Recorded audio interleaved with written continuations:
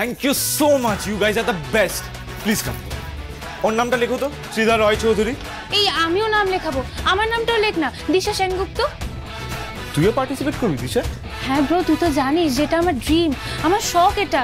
আমিও মডেলিং করব, মিমির মতো আমি অনেক বড় মডেল হব। সে ঠিক আছে, কিন্তু এই হান্টে যেই নাম লেখাক না কেন, সিংহরায় জুয়েলার্সে একমাত্র ফেস হবে ত্রিধাই, and I am sure of it. আরে কি গঙ্গা, চল তুইও নাম লেখাবি, আমরা তো সবাই নাম লিখিয়েছি। আর তুই এত লজ্জা পাচ্ছিস কেন? আরে লজ্জা কেন পাবো, এসব আমার ভালো লাগে না। এই সেজে গুজে র্যাম্পে হাঁটা, এগুলো আমি আগে কখনো করিও নি, আর করতে পারবো না। চেষ্টা করলেই পারবি, চল। আরে ওকে এত জোর করছো কেন? ও হবে model? Are you serious? Ganga খুব ভালো করেই জানে ও যে কি পারে আর কি না।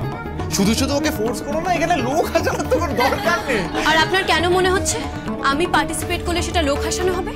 এটা আবার জিজ্ঞেস করছো কেন? আপনার ঘরে আয়না নেই? হ্যাঁ, নিজেকে করে আয়না দেখেছেন?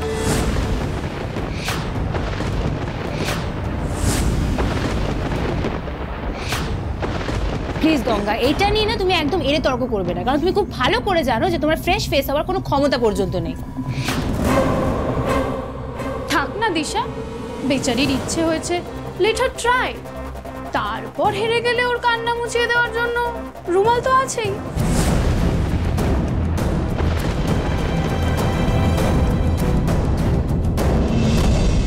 প্লিজ শ্রীধা, তুই বুঝতে পারছিস না, যদি গঙ্গা মেয়েটা পার্টিসিপেট করে তাহলে আমাদের কলেজের যে স্ট্যাটাসটা সেটা ডাউন হয়ে যাবে, আর আমরা এদের সাথে র্যাম্পে হাঁটবো। ইউ ডোন্ট ওয়ারি দিশা, র্যাম্পে হাঁটা তো দূর, অডিশনেও চান্স পাবে কিনা সন্দেহ।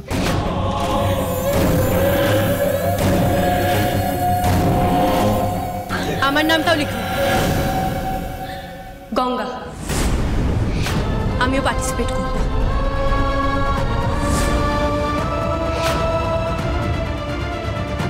এটা কিন্তু ভজনগড় কম্পিটিশন না, fresh face of the year, মানে মডেলিং এর অডিশন। যে জিতবে সে সিংহরায় জুয়েলার্সের নিউ ফেস হবে। তুমি বুঝতে পারছো তো ব্যাপারটা? আমি সবটা বুঝতে পারছি, আর বুঝেই বলছি, আমার নামটা লিখুন।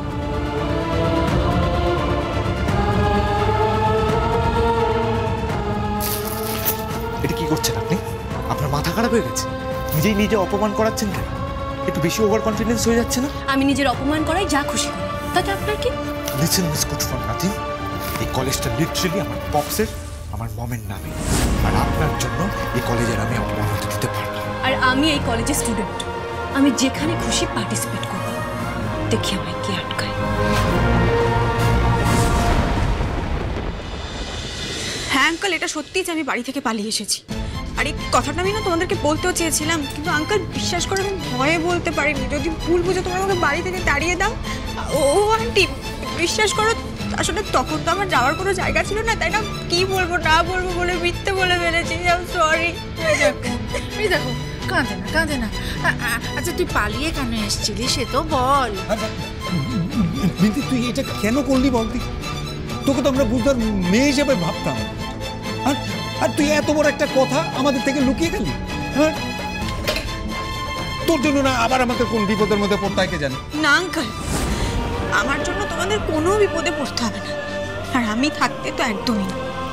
তো তোমরা আমায় একটু বিশ্বাস করো, তোমরা যেমনটা ভাবছো ব্যাপারটা একেবারেই সেরকম না। আমি কোনো খারাপ কাজ করতে বাড়ি থেকে পালিয়ে আসিনি আন্টি, আর না এখানে এসে আমি কোনো খারাপ কাজ করেছি। আমি কোনো অন্যায় করিনি গো, আমি তো পড়াশোনা করবো বলে এখানে এসেছি। কিন্তু আমার বাবা না চাইনি যে আমি পড়াশোনা করে নিজের ক্যারিয়ার গড়ি, নিজের পায়ে দাঁড়াই। তাই বাধ্য হয়ে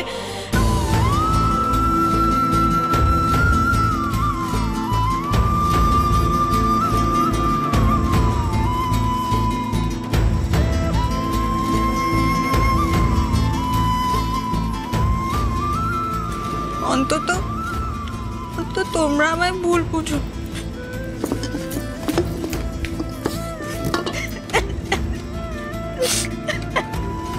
এই দেখো এই দেখো এই দেখো, কাঁদে না কাঁদে না কাঁদে না বাবা, কাঁদে না, মন খারাপ করে না, করে না মন খারাপ। আর আমার কথা শোন, আমার কথা শোন, একদম চিন্তা করবি না, আমরা আছি তো। আমরা থাকতে কেউ তোকে এখান থেকে নিয়ে যেতে পারবে না, তুই দেখে নিস। এই দেখো আবার কাঁদে, আবার কাঁদে। না না কাঁদে। বিন্দে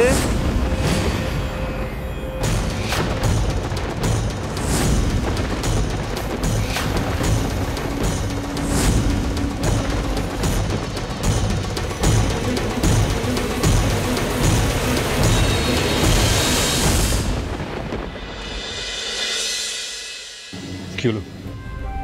ওরকম করে রাগ করে মুখ খুলে তাকিয়েছেন কেন আমার দিকে?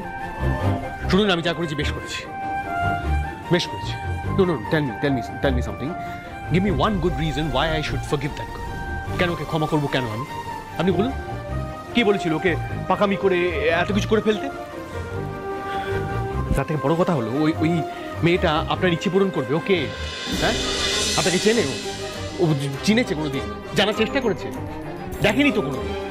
তাহলে শুনুন, এই অনলাইন জগৎটা না খুব ভয়ানক, আমি খুব ভালো করে জানি। লোকজন যা নয় তাই একটা বলে দেয়, একটা কমেন্ট করে দেয়। আরে যখন তখন ট্রোলিং হয়ে যাচ্ছে। আর এইসব লোকজন জাস্ট নিজের ফ্রাস্ট্রেশন বার করার জন্য একটা কিছু কমেন্ট করে দেয়, যার ব্যাপারে লিখছে তার মনের কথাটা একবার ভাবার চেষ্টা করে দেয়। ইনসেনসিটিভ। আর শুনুন, লোকজন যদি কেউ নিজের স্বার্থে যদি কেউ কিছু একটা র্যান্ডম কিছু বলেও দেয়, সেটা কিন্তু আমি মেনে নিতে পারবো না। আপনি জানেন না, বেশিরভাগ লোকজন জাস্ট ডিপ্রেসড। একটা র্যান্ডমলি কিছু একটা কমেন্ট পাস করে দিলে যে মানুষটার ব্যাপারে লিখছে তার মনের কথা একবারও ভাবার চেষ্টা করে না, র্যান্ডম লিখে দেয়। সেটা আমি তো মেনে নিতে পারবো না। তাই আমি যা করেছি বেশ করেছি। আর শুনুন, এই ঋদ্ধিমান সিংহ রায় থাকতে আপনার শিল্পর ওপর আর আপনার ইচ্ছে পূরণ করার অধিকার আর কারণ নেই আমি ছাড়া। যা করেছি আমি বেশ করেছি। আর ভালোই যাবে, ওই মেয়েটা এতক্ষণ ওর বাবা এসে গেছে, ওকে নিয়ে চলেও যাবে, ঠিকই হবে। She deserves this. অন্তত এই সব ব্যাপারে এত অবাধ্য হওয়া এটা ঠিক হবে না। কি হলো নাকি? আপনি মুখ খুলে তাকিয়ে আছেন কেন বাবা?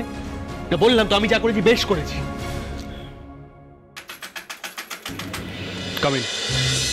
দাদা ভাই, একজন ভদ্রলোক তোর সাথে একটু কথা বলতে চাইছেন। স্যার আসুন প্লিজ, ভেতরে আসুন প্লিজ। নমস্কার, আমি আর্ট অ্যান্ড কালচার থেকে এসেছি। অ্যাকচুয়ালি আমি আপনাদেরকে একটা খবর দিতে এলাম। আচ্ছা প্লিজ বসে আসুন, বসে আমরা কথা বলছি।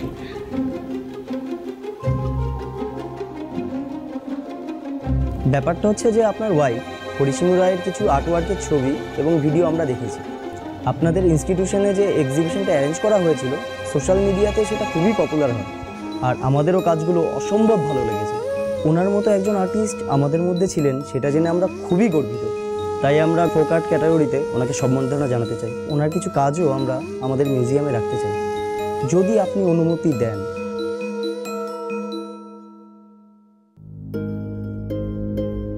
Yes, of course. Yes, I mean, it will be an honor for us. দেখুন, আমার স্ত্রী উনি সবসময় চেয়েছিলেন ওনার কাজের জন্যই দেশ বিদেশে মানুষ ওনাকে চিনুক। Thank you.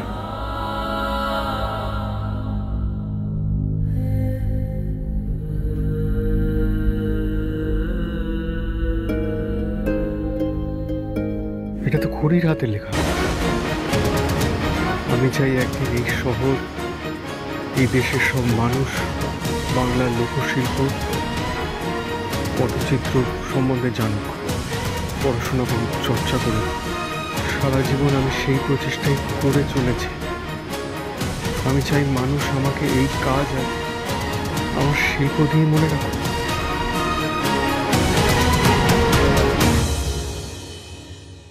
দাদা ভাই, তুই যাই বল, এই সব কিছু কিন্তু বিন্দির জন্যই পসিবল হয়েছে।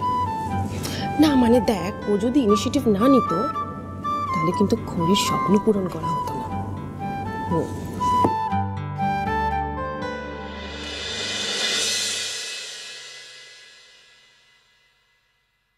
বিন্দে,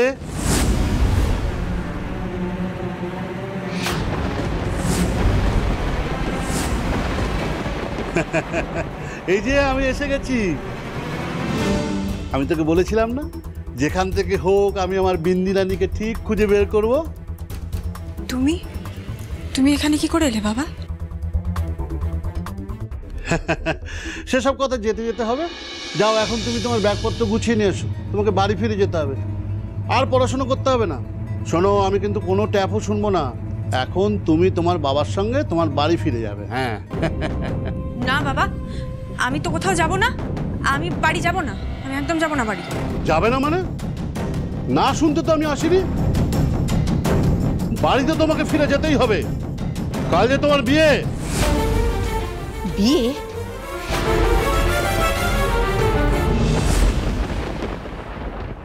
বিন্দির বাবাকে বলাটা কি ভুল হলো না আমার? এটা যদি কিছু খারাপ হয় তাহলে আমি নিজেকে ক্ষমা করতে পারবো না। তুমি যে ডায়মন্ড সেটটা ওয়ার্কশপ থেকে নিয়ে যাচ্ছ, এই কথাটা কে কে জানতো? নীলই ছিল ঘরে। আর যদি তুমি ঋদ্ধিমান সিংহ রায়ের জন্য বিপদে পড়ো তাহলে ঋদ্ধিমান সিংহ রায় বাঁচাবে, আর যদি সেটা না হয় তাহলে তোমার বিয়ে দিয়েই ফিরবে একেবারে।